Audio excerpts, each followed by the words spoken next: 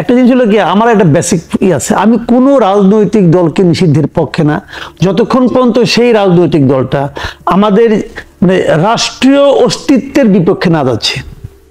কথাটা আমার কাছে ক্লিয়ার। আচ্ছা, রাষ্ট্রদ্রোহিতা করলে সেটা একটা ব্যাপার, আর রাজনৈতিক দল নিষিদ্ধ হবে কি না হবে এটা বলার এখতিয়ার কোনো একক ব্যক্তির হাতে নাই, একক পার্টির হাতেও নাই। আপনি কে বলবেন তুমি নিষিদ্ধ? কে আপনি? নিষিদ্ধ করতে পারে একমাত্র জনগণ। পুরা পপুলেশন, আমাদের পুরা দেশে যারা সিটিজেন আছে তারা সিদ্ধান্ত নেবে, তারা সিদ্ধান্ত নেবে কে থাকবে কে থাকবে না। আচ্ছা, আপনি কে বলে দেওয়ার? জনগণের মতটা আমি জানবো কিভাবে? বলি আপনাকে, জনগণের মতটা আপনি কিভাবে ধারণ করেন? জনগণের মত জানার একমাত্র উপায় হলো ইলেকশন। আচ্ছা, জনগণ কি চায় আমি বলি না, জনগণ এটা চায়। আরে কোন জনগণ চায়? আপনি কয়জন জনগণের সঙ্গে আলাপ করছেন? এই দেশে 18 কোটি জনগণ, আপনি যদি প্রতিদিন 10 জনকে জনগণের সঙ্গে আলাপ করেন তাও আপনি সারা জীবনে এই জনগণের সঙ্গে আলাপ শেষ করতে পারবেন না। তার আগে আপনি মারা যাবেন। তাহলে সিস্টেমের মধ্যে আসতে হবে নির্বাচন, একমাত্র সিস্টেম নির্বাচন। নির্বাচনের মাধ্যমে আপনাকে সিদ্ধান্ত নিতে হবে যে জনগণ কাকে চায় কাকে চায় না। আপনি কেউ না নির্বাচনের মাধ্যমে নিষিদ্ধ। নাজিক আমাদের উদাহরণ, ওটা কি কোরআন শরীফ নাকি ভাই? জার্মানির কি হয়েছে ওটাকে আমার জন্য উদাহরণ? আমি কিরকম হবো? আমি আমার মতো চলবো, আমার দেশ আমার মতো চলবে। দ্বিতীয় বিশ্বযুদ্ধ হয়েছে এখানে, তার থেকে তো ভয়ঙ্কর ঘটনা ঘটছে। কোনটা ভয়ঙ্কর আপনি বলবেন একভাবে, জনগণ বলবে আরেকভাবে। জনগণের সিদ্ধান্ত আপনি নিতে পারেন না, এই এখতিয়ার আপনাকে কেউ দেয় নাই। জনগণ 5 আগস্ট রায় দিয়ে দিয়েছে উৎখাত করে। আপনি তো বলতেছেন এটা আপনার কথা, আসেননি ইলেকশনে। জনগণ তো এই 5 জুলাইয়ের সবাই আপনার সঙ্গে, এই 5 আগস্টের সবাই আপনার সঙ্গে ছিল। ইলেকশন করেন না, দেখি না কয়টা সিট পান। আসেন না রে ভাই, তখন দেখবেন জনগণ কোন দিকে চলে গেছে। ইলেকশনে তো একটা 5 আগস্টে 5টা সিট পান কিনা দেখেন না ভাই। জনগণ বলে না, আপনি বলবেন, আপনি গাইড দিয়েছেন, আপনি বলতেছেন, কিন্তু জনগণ পাবলিকের কাছে যান, দেখেন পাবলিক কি বলে। আপনাকে ইলেকশনই করতে দিবেন না। কে ভাই আপনি? আপনি কে বলেন? কে? কোন অথরিটিতে আপনি বলতেছেন? আপনি মনে করতেছেন, ঠিক আছে, আপনি মনে করতেছেন, জনগণ কি মনে করতেছে? একটা রিক্সাওয়ালা কি মনে করতেছে? ওই রিক্সাওয়ালার 1 ভোট, আপনার 1 ভোট। রিক্সাওয়ালার মতামতকে এই দেশে গুরুত্ব দিতে হবে। সে কি বলে দেখতে হবে আপনাকে। সবার দায়িত্ব আপনি নিয়ে নিয়েন না। আমি বলছি জনগণ এটা চায় না, আপনি জানেন না এটা। আচ্ছা, কাজে জনগণের চাওয়ার একমাত্র পদ্ধতি হলো নির্বাচন। আসলে দুটো জিনিস না, যদি আপনি ইনক্লুসিভ ইলেকশন করেন তাহলে আমি মনে করি যে আওয়ামী লীগকে আনতে হবে। আচ্ছা, ব্যাখ্যা কি, কারণটা কি, কেন আওয়ামী লীগ ছাড়া এখানে আপনি মানে সবার গ্রহণযোগ্যতা আসলো এটা আমি মনে করি না। কারণ দেখেন আওয়ামী লীগের কিন্তু আওয়ামী লীগের বিরুদ্ধে তো ব্যাপক অভিযোগ, যেটা কোন দলের বিরুদ্ধে অভিযোগ নেই রে ভাই?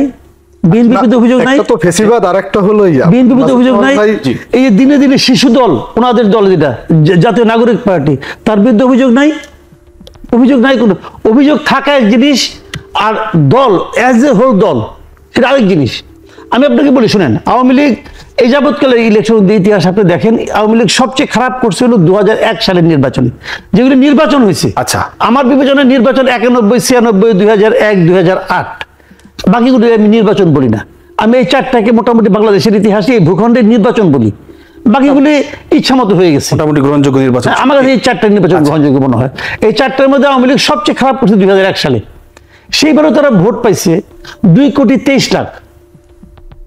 সেইবারও তারা 2,23,00,000 ভোট পাইছে, যেবার সবচেয়ে কম পাইছে। তো ধরেন আপনি এর মধ্যে গত 16 বছরের এই অন্যায় অবিচারের কারণে নৌকা প্রেমী ভোটারের সংখ্যা অর্ধেক কমে গেছে ধরলাম, তত 1 কোটি ভোটার আছে ভাই। তো 1 কোটি ভোটার অন্য কোনো মার্কায় ভোট দেয় না, এটা রিয়েলিটি। আচ্ছা, এই 1 কোটি ভোটারের যে অবস্থান, তারা নির্বাচনে যখন যাবে, যেমন আমি গত নির্বাচন সম্পর্কে অথবা তার আগে আমরা কি বলেছি যে ভোট যখন দিতে গেছি আমি একজন ভোটারের জন্য পর্যাপ্ত সংখ্যক বিকল্প ছিল না। আমি কাকে ভোট দিব? যে কজন ছিল যে বলতাম না যে যেখানেই ভোট দেন ওটাই নৌকা, যেটা নাকি অথবা হয়েছে আমি আর দামি যেটা হয়েছে, আপনি যেখানে ভোট দেন ওই নৌকা। তো আমার তো বিকল্প থাকা লাগবে। 1 কোটি লোকের জন্য আপনার বিকল্প কই? তার চাহিদা অনুযায়ী ভোট ব্যবস্থা করতে পারছেন না। কাজে আমি মনে করি যে জিনিসটা, যে এরাও হয়তো শেষ পর্যন্ত ভোট দিবে না, কিন্তু এরাও শেষ পর্যন্ত নৌকায় ভোট দিবে না। কারণ তারা যখন মাথায় নেবে যে গত 15-16 বছর এরা কি করেছে আমাদের উপর। আওয়ামী লীগের কাছে কিন্তু প্রকৃত আওয়ামী লীগেরাও নির্যাতিত হয়েছে, এটা আমি মনে করি। ওই নির্যাতিত আওয়ামী লীগেরা হয়তো আওয়ামী লীগকে ভোট দিবে না এবার।